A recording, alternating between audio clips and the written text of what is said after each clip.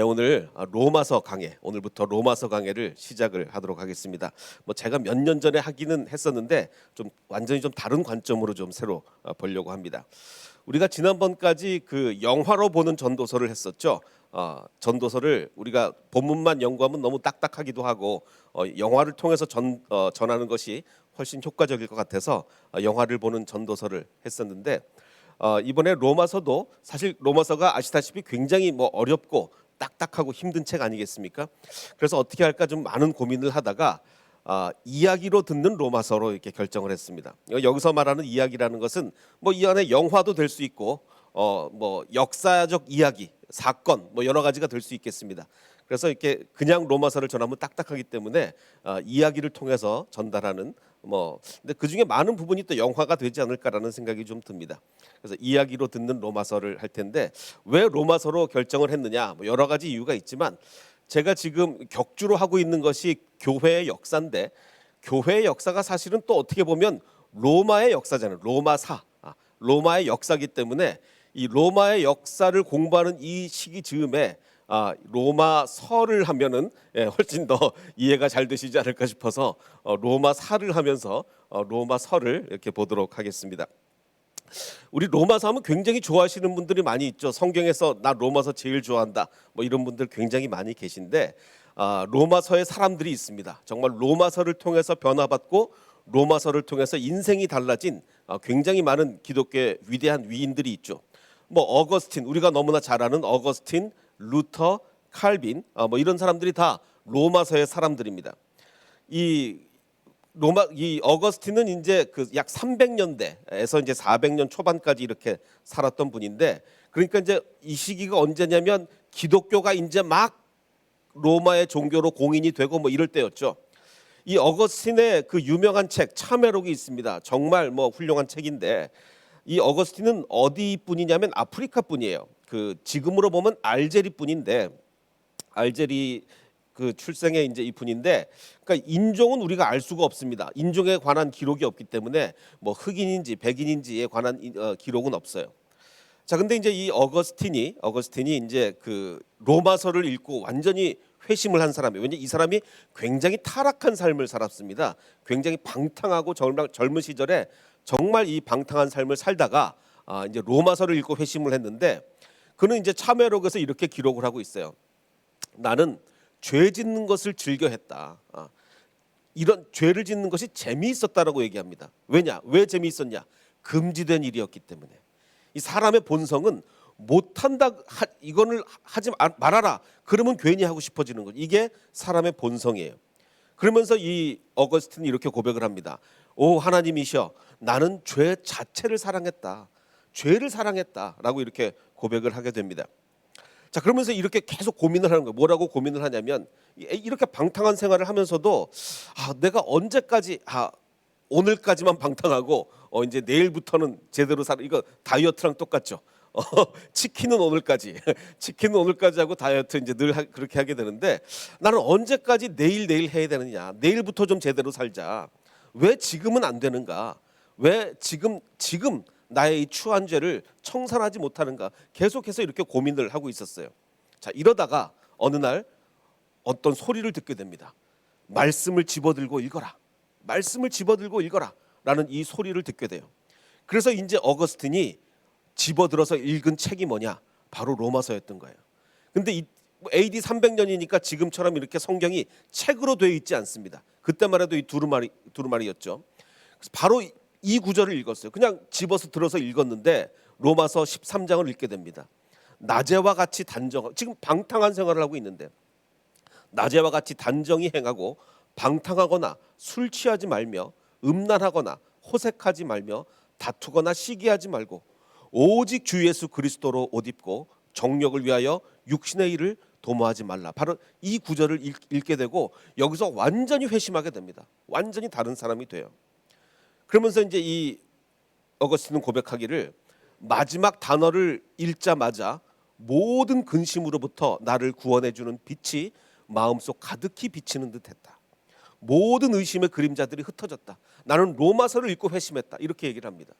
그러면서 이제 이 어거스틴이 중요한 말을 하는데 뭐라고 얘기를 하냐면, 이 결과가 어떻게 해서 얻어지게 되었는가? 바로 어머니의 기도 때문이다라고 얘기합니다. 이것은 어머니의 기도 때문이다. 나는 이 사실을 주저없이 인정한다라고 얘기합니다. 왜냐하면 이 어머니가 어거스틴을 위해서 평생을 기도했어요. 제발 하나님 우리 아들을 좀 고쳐주시옵소서. 이 방탕하게 살고 있는 우리 아들을 제발 좀 주님 앞으로 이끌게 해주시옵소서라고 어머니가 평생을 기도한 거예요. 그러다가 결국 어느 시점에서 이 어머니의 기도가 이루어집니다. 이 어머니의 이름이 이제 모니카인데 우리가 잘 아는 말이 있죠. 바로 이 어머니입니다. 기도하는 어머니의 자녀는 망하지 않는다. 우리는 너무나 잘 알고 이 말을 잘 알고 있는데 이 말이 바로 이 모니카에서부터 나온 말이에요. 이 기도하는 어머니가 이 어거스틴을 위해서 평생을 기도했기에 결국 어거스틴이 이렇게 된 거예요. 그래서 이 말이 여기서 나온 말입니다. 그래서 이 어거스틴 결국 나중에 이렇게 고백을 합니다. 하나님밖에 아무것도 바라지 않고 그밖에 아무것도 생각하지 않고 그밖에 아무것도 사랑하지 않는 그 마음을 주신 것은 어머니의 기도 덕분입니다. 나는 그것을 조금도 의심하지 않습니다. 이렇게 얘기를 합니다. 자, 그래서 아까 말씀드린 것처럼 우리가 내일부터 월화수 3일간 저녁 8시에 이 자리에서 우리는 신년 기도회를 합니다. 신년 기도회를 하는데 바로 이것이 어머니들의 기도회가 되어야 됩니다. 어머니들이 나와서 정말 자녀들을 위해서 기도해야 돼요. 자녀를 위해서 기도하는 어머니의 그 기도는 결코 땅에 떨어지지 않고 그 자녀는 결코 망하지 않습니다. 우리는 이것을 기독교 역사를 통해서 너무나 잘 알고 있는 거예요. 그래서 기도하는 새해가 되어야 합니다. 그래서 저는 이 올 한 해 표와 성경 구절을 이렇게 정했습니다. 우리 좀 같이 합심하여 무엇이든지 구하면이라고 표를 정했는데 우리 마태복음 18장 19절 이 말씀을 우리 지금 함께 읽어보도록 하겠습니다. 땅에서 합심하여 무엇이든지 구하면 하늘에 계신 내 아버지께서 그들을 위하여 이루게 하시리라. 우리 한 번 더 읽겠습니다. 땅에서 합심하여 무엇이든지 구하면 하늘에 계신 내 아버지께서 그들을 위하여 이루게 하시리라. 우리가 합심하여 구하면 주님께서 반드시 이를 이루어준다. 이렇게 이야기를 하고 있습니다. 자, 그래서 방금 말씀드린 것처럼 이 믿음의 거장들 어거스틴, 루터, 칼빈 이런 사람들이 바로 로마서의 사람들이었어요. 자, 근데 이제 여기서 문제는 부작용이 좀 발생하기 시작했습니다. 신학적으로 어떤 부작용이 발생했냐면 너무나 엄청난 믿음의 거장들이 나는 로마서를 정말 로마서 때문에 인생이 변했다 이러고 나오니까 어떤 부작용이 생겼냐면 이 신학자들이 다 이제 거기를 따라가면서 로마서를 너무 위에다 두기 시작했어요. 그게 무슨 말이냐면 예수님의 말씀인 복음서를 로마서를 해석하는 도구로 복음서를 사용한 거예요. 로마서를 성경의 중심에다 두고 예수님의 말씀인 마태복음, 누가복음, 복음서를 로마서를 해석하는 도구로 사용했다는 얘기죠. 이거는 주객이 전도된 거예요. 왜 주객이 전도되었겠습니까? 반대가 되어야죠. 예수님의 말씀을 해석하는 도구로서 로마서를 우리가 이해를 해야 되는데 이게 이 거장들이 너무 로마서를 좋아하다 보니까 이 신학자들이 로마서에 너무 빠져버린 거예요. 그래서 오히려 로마서를 마태마가 누가복음보다 더 위에 두는 이런 좀 잘못된 부작용들이 그동안 꽤 많이 있어 왔습니다. 그래서 저는 이제 오늘 로마서 강해를 시작을 하면서 로마서를 좀 원래 있어야 할 위치로 돌려야 되겠다. 예수님의 말씀을 해석하는 책으로서의 로마서가 돼야지 로마서가 성경의 중심이 돼서는 안 되죠. 네. 그래서 보통은 이제 로마서를 강의하면 로마서가 최고다 뭐 이러면서 강의를 많이 하는데 저는 반대입니다. 그게 아니라 예수님의 말씀을 해석하는 도구로 로마서를 이해해야 된다라고 이야기하고 싶습니다. 자, 그럼 로마서 1장 1절은 어떻게 시작하느냐? 1장 1절은 이렇게 얘기합니다. 나 바울은 사도로 부르심을 받았다. 난 사도다. 자, 제가 여러 번 말씀드렸지만 사도 바울은요 자기가 쓰는 편지마다 1장 1절에 나는 사도라 그랬어요. 거의 모든 사도 바울의 편지 보면 1장 1절 첫 마디가 나는 사도다. 나는 사도고 사도 나는 사도야 이렇게 얘기를 합니다. 자, 디도서까지 사도인 바울. 1장 1절은 쓸 때마다 자기가 사도래요. 왜 그럴까? 저는 이게 옛날에 이제 신학을 하지 않을 때는 이게 굉장히 좀 껄끄러웠습니다.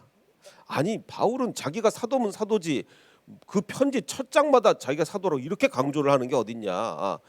굉장히 좀 부담스럽고 좀 껄끄러웠는데 왜 그럴까 바울이. 그러니까 이렇게 잘못 이해하면 그렇습니다. 아, 나 이래봬도 사도야. 내가 사도인데 내 앞에서 다 무릎 꿇어. 이렇게 이해하면 완전히 잘못 이해한 거예요.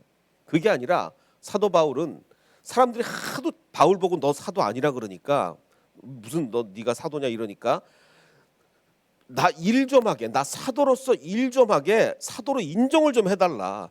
당신들이 나를 사도로 인정을 해야 내 사도적 권위가 있어야 내가 하나님의 일을 하지, 이 권위가 없어가지고 내가 무슨 일을 하겠냐. 나 사도로서 일 좀 하게 해달라. 지금 계속 말끝마다 나는 사도라고 강조한 그 첫 번째 목적은 사도로 인정을 해줘야 내가 일을 할 거 아니냐. 일 좀 하게 해달라. 그 얘기인 거예요. 그래서 지금 이 로마서 1장 1절을 보면 사도로 부르심을 받았다는 얘기가 있는데 그 앞뒤에 뭐라고 나오냐면 앞뒤에 그 앞에 나는 종이다. 예수 그리스도의 종이다. 종은 일하는 사람이다. 나 일 좀 하게 해달라. 그리고 그 뒤에 뭐라고 나오냐면 복음을 위하여 택정을 받았다. 사도로서 나 복음을 위해서 일해야 된다. 그러니까 나 제발 사도로 인정을 좀 해줘서 나 일 좀 하게 해달라. 바로 이 이야기인 거예요. 자, 그러고서 이제 하는 얘기가 2절에 이 복음은 하나님께서 예언자들을 통하여 성경에 미리 약속하신 게 바로 복음이다. 자, 그럼 구약 성경에 복음이 다 약속이 돼 있다. 그 예정이 돼 있다. 자, 이런 얘기인데 구약 성경에 제가 이제 이거 바로 어제 설교를 드린 얘기입니다. 어제 송구영 신예배 때 어떤 설교를 드렸냐면 이 사도 바울은 예수님을 그 다메섹 도상에서 만나기 전까지는 완전히 이걸 모르고 있었어요. 구약의 박사죠. 이 사도 바울은 구약의 박사입니다. 박사인데 그렇게 구약을 잘 알고 있어도 예수님을 전혀 모르고 있었어요. 예수님이 메시아인 걸 전혀 인정하지 못하고 있었습니다. 성경에 미리 근데 바로 지금 로마서에는 뭐라고 기록합니까?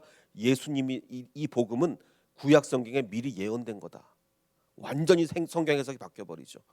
그래서 혹시 아직 그 송구영신 설교를 못 들으시는 분들은 나중에 이게 사도행전 강해 16번이니까 꼭 한번 들으시면 좋을 것 같습니다. 사도 바울은 예수님을 만나고 나서 자신의 성경 해석이 통째로 바뀐 사람이에요. 자, 오늘 제가 여러분께 드릴 말씀의 핵심은 16절입니다. 내가 복음을 부끄러워하지 아니하노니 이 복음은 모든 믿는 자에게 구원을 주시는 하나님의 무엇이 됨이라. 성경 보지 마시고 여기 보십시오. 성경에 답이 있으니까. 하나님의 무엇이 됨이라가 오늘 말씀의 핵심입니다. 자, 이 연결이 좀 자연스러우려면 제가 보기 세 개를 드리겠습니까? 원래 이거 암송하시는 분들이 너무 많아서 답은 확실한데 모른다고 치고 이 복음은 모든 믿는 자들에게 구원을 주시는 하나님의 은혜가 되심인가, 아니면 선하심이 됨인가, 아니면 능력이 됨인가. 자, 자연스러우려면 어떻게 되죠? 복음이라는 게 뭐예요? 너희들이 죄를 졌지만 너희들이 아무리 율법을 지키려고 해도 그건 안 된다. 그건 불가능하다. 예수님을 믿어라. 예수 그리스도의 피의 복음, 십자가의 복음을 믿어라. 그러면 구원을 받을 수 있다. 이게 복음이잖아요. 자, 그러면 모든 믿는 자들에게 구원을 주시는 것은 하나님의 은혜입니까? 선하심입니까? 능력입니까? 자, 은혜라면 자연스러워요, 자연스럽지 않아요? 아주 자연스럽습니다. 원래 다 지옥 가야 돼요. 율법을 지킬 수는 한 명도 없기 때문에 다 지옥 가야 돼요. 근데 하나님이 은혜로 구원의 길을 믿기만 하면 구원받는 그 길을 열어주. 얼마나 이건 은혜죠. 아주 자연스러워요. 선하심도 아주 얼마나 하나님이 선하시냐면 다 지옥 가야 되는데 하나님이 믿기만 하면 다 용서해 주. 얼마나 선하십니까? 자, 그런데 복음이라는 게 모든 믿는 자들에게 구원을 주시는 하나님의 능력이다. 이게 이해가 됩니까, 안 됩니까? 말이 앞뒤가 안 맞아요. 아니, 이 하나님의 너그럽고 은혜로 이렇게 말이 돼야 되는데 갑자기 하나님의 능력이 여기서 왜 나옵니까? 능력이. 이게 오늘 말씀의 핵심인 거예요. 자, 믿는 자에게 구원을 주시는 것이 왜 하나님의 능력이냐? 자, 옛날부터는 그 예수 그리스도의 복음을 이해하기 위해서 왜 예수가 오셔야 했고 왜 십자가에 달리셔야 했고 이거를 이런 식으로 해석한 신학들이 꽤 있었습니다. 어떤 설명이냐면 첫 번째, 죄의 결과는 사망이다. 이 법을 누가 만드셨습니까? 하나님이 만드신 법이잖아요. 하나님이 죄의 삭은 사망이다라고 법을 만드셨어요. 자, 그런데 이제 누가 죄를 지었습니까? 하나님이 너무나 사랑하시는 인간이 죄를 범했어요. 그럼 이제 하나님의 법에 의하면 모든 인간은 다 죽어야 돼요. 다 지옥을 가야 됩니다. 자, 인간이 죽어야 되는데 하나님이 자신이 만들어 놓은 법이니까 자기 스스로 어길 수가 없는 거예요. 그냥 아이고 내가 법을 잘못 만들었네. 그냥 취소 이럴 수도 없고 그러니까 하나님도 그 법을 어길 수 없어서 모든 인간이 다 죽어야 되는 거예요. 자, 그러자 하나님은 할 수 없이 자신의 독생자 예수 그리스도를 인간으로 보내서 대신 죽게 하셨다. 그래서 모든 죄인된 인간들을 구원하셨다. 이게 여태 많은 분들이 해왔던 설명 중에 하나입니다. 자, 근데 그럼 보십시오. 그러면 말이 되느냐? 왜 말이 안 되냐면, 자, 그러면 복음은 하나님의 능력이 드러나는 게 아니라 하나님도 할 수 없이 꼼짝없이 본인이 만드신 법에 종속된다. 이게 드러나는 거예요. 하나님의 능력이 드러나는 게 아니에요. 여기 무슨 하나님의 능력이 드러납니까? 하나님이 법을 만드셨는데 인간이 죄를 졌어요. 아이쿠 이거 어떡하나. 방법을 고민하시다가 그러면 아들아 방법은 하나밖에 없다. 네가 인간으로 가라. 뭐 어떡하겠니? 그러면 여기 무슨 하나님의 능력이 드러납니까? 하나님의 능력이 드러나는 게 아니라 결국 하나님도 법에 종속되는 그런 신이구나. 이거밖에 드러나는 게 아니에요. 자, 오늘 제가 말씀드린 것처럼 이 로마서를 이야기로 듣는 로마서로 하려고 하는데, 그래서 어떤 이야기를 할까 고민을 하다가 지난번에 제가 교회사 강의 11번째에 말씀을 드렸던 비운의 여인 율리아 얘기를 조금 더 자세히 해보려고 합니다. 율리아, 아우구스투스의 딸이었죠. 아우구스투스가 정말 자기 자기 피를 통해서 태어난 아들을 통해서 왕위를 물려주려고 온갖 모든 방법을 다 동원했는데 그 아들은 다 죽고 뭐 온갖 방법을 다 동원했는데 아들 다 죽고 할 수가 없었잖아요. 아우구스투스가 나쁜 남자라고 그랬죠. 기억나십니까? 나쁜 남자 좋아하시는 여자분들은 이 아우구스투스랑 결혼하시면 돼요. 최악의 남자입니다. 어느 정도로 나쁘냐면 첫 번째 부인하고 결혼했다가 부인 차버리고 두 번째 부인하고 결혼했는데 두 번째 부인도 차버렸는데 왜 차버렸냐면 다른 유부녀를 딱 보고 나서 유부녀가 마음에 들어가지고 그 유부녀랑 결혼하려고 결혼해 있던 자기 두 번째 부인을 차버린 거예요. 근데 차버린 날이 어느 날이었는지 기억나십니까? 이 율리아를 태어난 날, 자기 친딸이 태어난 날 딸과 함께 딸은 버리진 않았지만 그 엄마를 버린 거예요. 그리고서 이제 유부녀를 강제로 뺏어와서 결혼을 해버린. 이 아우구스투스는 정말 나쁜 남자예요. 이제 율리아를 결혼을 시킵니다. 첫 번째 결혼을 시켰는데 남편이 죽었어요. 율리아 남편이 죽었어요. 그 다음에 이제 두 번째로 강제 결혼을 시키는데 누구랑 강제 결혼을 시키냐면 자기의 최측근인 아그리파. 근데 나이로 따져보면 자기 아버지 율리아 입장에서 보면 자기 아버지 나이벌이에요. 23살인가 차이가 나요. 근데 아그리파도 죽고 율리아가 낳은 두 아들도 죽고 다 죽게 됐어요. 자, 그러자 이제 이 아우구스투스는 정말 이 핏줄에다가 무조건 왕위를 줘야 된다. 거기 사로잡혀 가지고 양 아들과 함께, 이 둘이 남매인데 양 아들을 결혼을 시키잖아요. 양 아들 결혼시켜 가지고 티베리우스랑 결혼을 시키는데, 자, 그럼 보십시오. 여러분이 율리아의 입장이라면 이게 정신적으로 이게 온전한 생활이 가능하겠습니까? 자기가 태어난 날 우리 아빠는 내 엄마를 버렸어. 그리고 첫 번째 남편이랑 결혼했는데 남편 죽고 두 번째 남편은 억지로 아버지 뻘 남편이랑 결혼했는데 내가 낳은 아이들 다 죽었어요. 그리고 세 번째 결혼은 법적으로 남매인 오빠랑 결혼. 이게 말이 됩니까? 그러니까 정상적인 생활이 안 되는 거예요. 그래서 이 율리아가 좀 문란하게 살았어요. 굉장히 문란하게 살았어요. 자, 그래서 이제 아주 문란하게 살았는데, 그래서 이제 그 아우구스투스는 자기 딸 율리아를 아주 외딴 섬에 유배를 보냅니다. 그래서 이 율리아는 거기서 결국은 굶어 죽어요. 굶어 죽게 됩니다. 자, 이건 제가 여기까지 설명을 드린 건데, 자, 그럼 이 율리아, 로마의 첫 번째 공주예요. 로마 제국의 첫 번째 공주인데, 이 율리아가 왜 그럼 아버지로부터, 그래도 아버지는 아무리 율리아가 방탕하고 그래도 자기 딸이잖아요. 자기 딸인데 이 아우구스투스는 왜 자신의 딸을 외딴 섬에 유배를 보내서 굶어 죽기, 너무 비참하잖아요. 왜 굶어 죽게 했느냐? 그 이유가 있어요. 왜냐하면 이 BC 2세기 이전까지는 로마 여인들이 애를 많이 낳았어요. 뭐 7, 8명씩 막 한 명, 옛날엔 그랬잖아요. 뭐 여자 한 명이 7, 8명씩 막 이렇게 낳는데 이게 잘 살다 보니까 이 서구 유럽도 마찬가지는 잘 살면 뭐가 됩니까? 애를 안 낳아요. 잘 살면 애를 안 낳아요. 그래서 이 로마도 풍요의 시대가 되니까 혼인율과 출산율이 급격히 떨어집니다. 요즘 우리 한국이 제일 큰 문제가 이 인구 문제, 이거 저기 애를 안 낳아서 문제잖아요. 이때 당시 로마도 이제 애를 안 낳아서 문제가 된 거예요. 2000년 전에. 참 이해가 안 되죠. 2000년 전인데 애를 안 낳아서 문제가 되는 거예요. 근데 이제 애를 안 낳는 게 유럽 선진국하고 우리나라는 좀 이유가 다르죠. 유럽 선진국은 왜 안 낳습니까?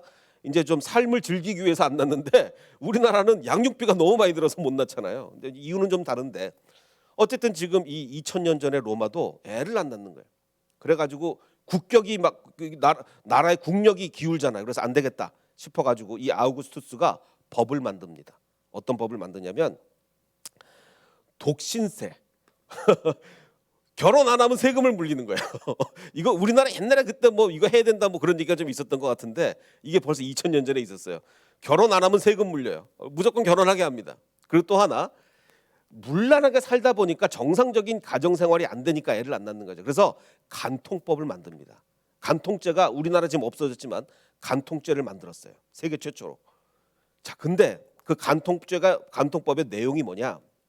첫 번째 뭐 여자만 일단 보면 불륜을 저지른 여자는 재산의 3분의 1이 몰수되면서 외딴 섬으로 추방되게, 지금 율리아가 그래요. 재산이 몰수당하고 외딴 섬으로 추방을 당해요. 그리고 로마 시민과는 결혼도 못합니다. 자, 그 다음에 또 아주 중요한 조항이 뭐냐면 이거 저 아우구스투스가 만든 법이에요. 어떤 조항을 넣냐면 친정 식구가 간통을 알고도 숨기면 그 친정 아버지도 벌 받습니다. 친정 아버지가. 자, 그러면 지금 아우구스투스가 여기 자기가 만든 법에 자기가 걸려든 거예요. 여자가 자기 딸이 간통을 했는데 친정 아버지가 숨겨주면 친정 아버지 벌 받는다. 지금 자기가 꼼짝없이 당하게 생겨요. 꼼짝없이. 그래서 할 수 없이 여기서 이거야말로 그야말로 할 수 없습니다. 할 수 없이 자기 딸을 그 외딴 섬에 유배를 보내서 거기서 굶어 죽게 만든 거. 어쩔 수가 없었어요. 로마의 황제라도 어쩔 수가 없었어요. 자, 그럼 이 율리아 유배를 통해서 드러난 게 뭐가 드러났죠? 아우구스투스의 능력이 드러났습니까? 능력이 드러난 게 아니라 사람들이 그래, 야, 이거 로마의 황제도 별 수 없구만. 자기가 만든 법인데 어떻게 자기가 안 지킬 수 있어? 꼼짝없이 자기가 걸려드는 거야. 자, 황제의 능력이 드러나는 게 아니라 황제의 무능이 드러납니다. 황제도 별 수 없는 거예요. 황제도. 자, 그런데 반대죠. 지금 보십시오. 이게 로마 사람들은 이 사건이 머릿속에 있어요. 로마 사람들은 이 율리아 사건이 머릿속에 있다고요. 그런데 지금 사도 바울이 이 사건을 머릿속에 기억하고 있는 로마 사람들에게 편지를 보내는 거예요. 뭐라고 보냅니까? 복음을 통해서는 하나님의 능력이 드러난다. 이건 무슨 얘기겠습니까? 자, 이건 무슨 얘기냐면 어쩔 수 없이 독생자를 주신 게 아니란 말이에요. 하나님이 아이고 내가 그 법을 괜히 만들었다. 죄의 삭슨 사망이라는 법을 내가 왜 만들어가지고 결국은 내 아들까지 정말 나 그 법 만드는 게 아닌데. 이게 아니란 말이죠. 어쩔 수 없이 독생자를 주신 게 아니라 모든 것이 가능한 하나님. 하나님은 자신이 만든 법에 종속되는 분이 아닙니다. 그건 하나님이 아니에요. 인간의 로마의 황제는 그럴 수밖에 없지만 하나님은 그렇지 않아요. 하나님은 모든 게 가능합니다. 하나님은 우리를 구원시키기 위해서 모든 새로운 방법이 가능해요. 그런데 하나님이 모든 것이 가능한 하나님이 결정하신 방법이 뭡니까? 저는 이렇게 생각합니다. 저는 하나님은요, 인간이 가장 감동을 받을 수 있는 방법을 주신 거예요. 자, 하나님이 모든 게 가능한 전능하신 하나님이 우리를 구원시켜 주시는데 어떤 방법이 우리로 하여금 가장 감동을 주는 방법이겠습니까? 하나님의 아들을 대신 죽이는 거예요. 이것만큼 더 우리를 감동시키는 방법이 어디 있어요? 이게 하나님의 능력인 거예요. 하나님은 모든 구원의 방법이 가능해요. 그런데 스스로 선택하신 방법이 자기 아들을 십자가에 달려 죽으심으로써 그것을 믿는 우리들에게 구원을 주시는 거예요.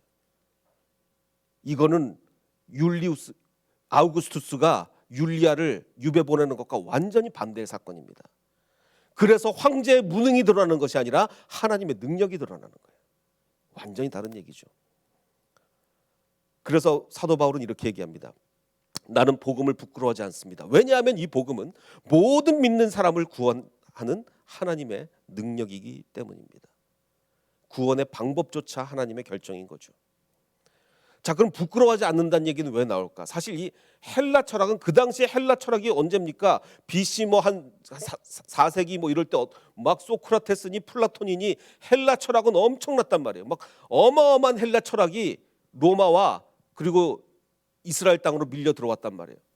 근데 성경이 뭐 십자가에 달려 죽으신 분을 믿으면 구원을 받는데요. 이거하고 소크라테스와 이 저기 헬라 철학은 너무너무 고상해 보이거든요. 그러니까 사람들이 보기에는 복음이 부끄러운 거예요. 그런데 헬라 철학과 비교하면 부끄러울 수 있으나 능력의 하나님을 믿는 자랑스러움인 거예요.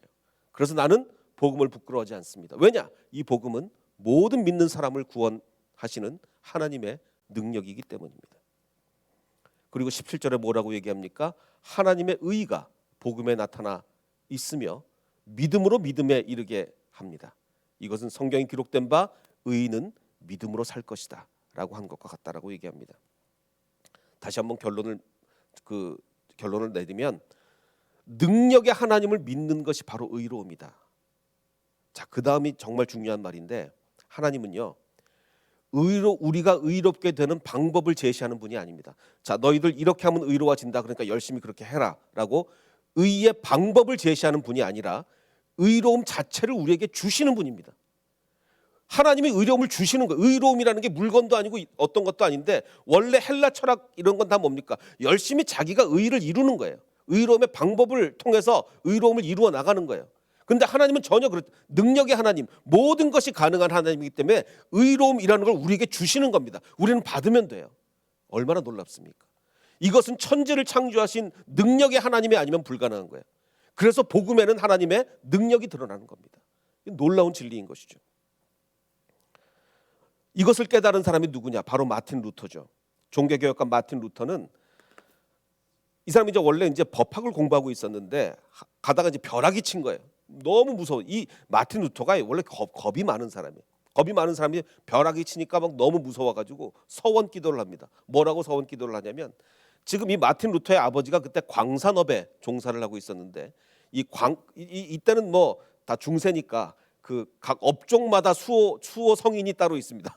그래서 광산업의 수호 성인인 성안나에게 성안나요.